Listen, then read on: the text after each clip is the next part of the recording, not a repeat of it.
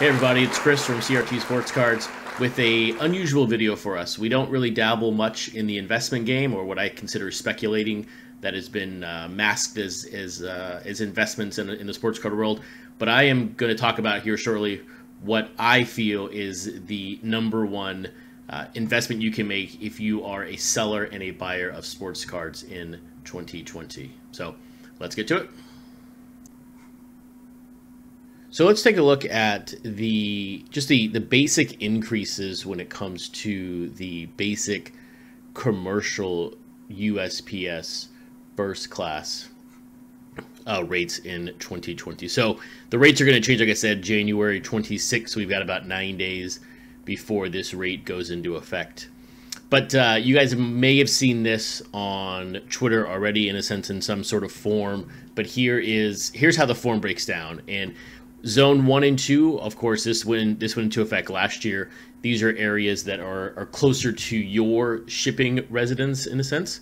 And then Zone 3, Zone 4, Zone 5, those are farther away. So someone like myself who lives in the Northwest, I do a lot of shipping in the 7, 8, and 9 range, because a lot of my shipments are going back east or to Florida. But for a majority of single card shipments, which are going to be anywhere from 2 to 4 ounces, we're going to be living a lot in this range. So for 2019, for the next week, we are paying right now for a Zone 1 and 2 shipment $2.66, and then in a few weeks we're going to be going up to $2.74. So that's a 3% increase, literally overnight. On the 5, 6, 7, and 8 ounce packages, those go from $3.18 to $3.21. It's a modest 3-cent increase, so just a 1% increase. And you can see it's a 1% increase across the board for all zones in the 5 to 8 ounce. We don't typically ship a lot of stuff 5 to 8 ounces, mainly 50 card sets lots. So, but the good thing here is for anything in that middle range, marginal increase at just 3 cents.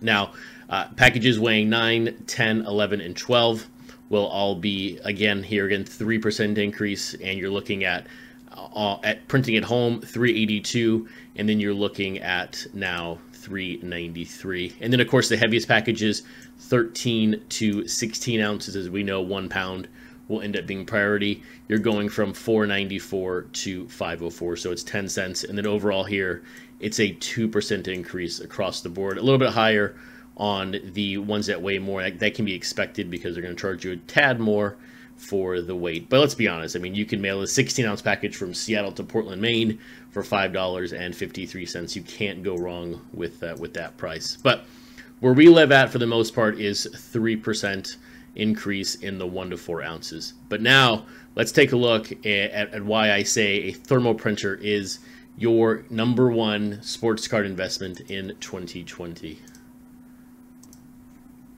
So I cleaned the file up a little bit. I unhid the columns from the beginning. But here's something that you probably saw on the morning of the 17th from me on Twitter, and then again on my website at crtsportscards.com. So we spoke a second ago about the commercial rates, which is the difference from 2019 to 2020. But there is another cost when it comes to USPS. That's the retail rate. The retail rate is exactly what it sounds like. This is when you go to the counter. This is when you interact with a USPS associate. This actually costs you more money. And USPS for a while, for I think a couple of years now, has given shippers a lower rate by doing it at home. It's less labor intensive.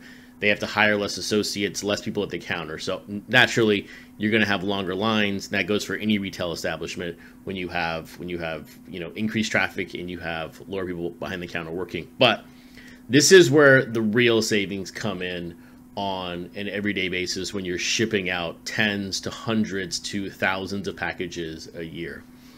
As we talk about in the first part, most of our shipments are 1 to 4 ounces, so it's going to be in that 274 range. But if you walk up to the counter and you tell the associate, I want to ship this to California, I'm in Seattle again, so it's probably a Zone 1 shipment, it's going to cost me $3.80.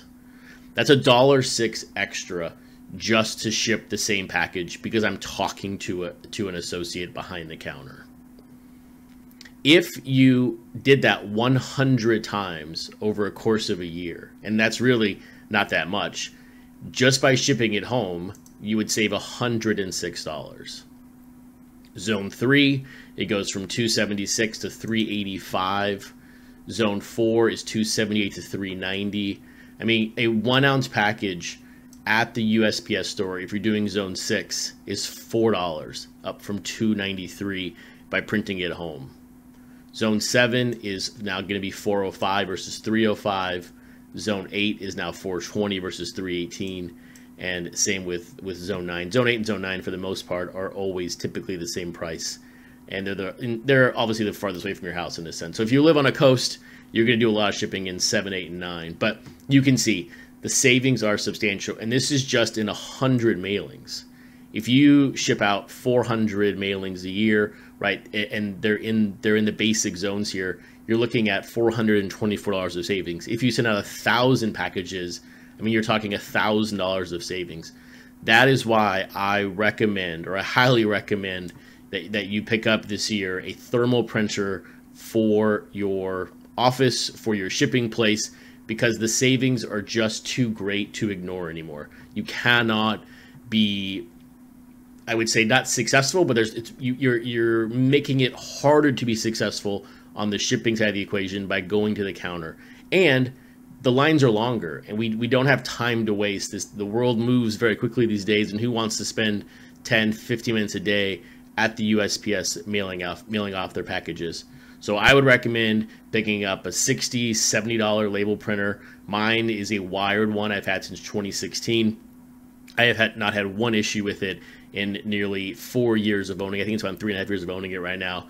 And then every so often, I pick up a box of 8 labels for like $25. And as you can see on the website, my last order was in September. So this is not something I'm ordering every single week. And so it's super economical, and it saves you money. And just start looking at this from a number perspective. If you sent out 500 packages, that saves you $530. That is nearly a case of cards on the low end. That is, I mean, an extra 1 or 2 or 3 big purchases for your personal collection.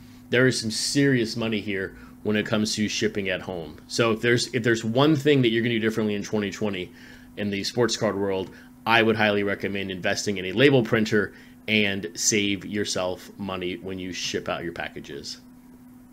So thanks for watching the video and finding out what we feel is the #1 sports card investment you can make this year in 2020. It is going to be this little bad boy right here, along with the rolls of labels every couple of months that you order. These will be the things that will save you money and make you more money throughout this year versus something like this. So as always, guys, thanks for checking out the video. Please like, comment, subscribe. We are very close to having 100 subscribers, so I'd appreciate if you hit that little button below, and have a great day.